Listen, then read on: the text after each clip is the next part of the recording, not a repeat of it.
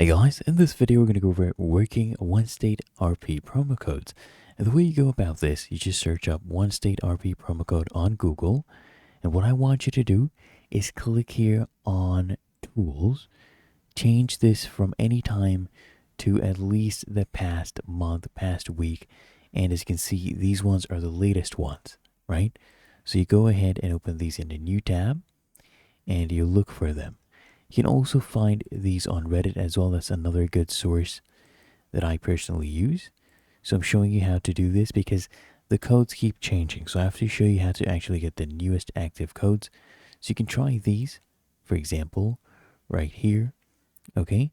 And there are all of these websites that usually give you valid promo codes and they usually update them. As you can see, these ones are expired and you'll get the working ones as well.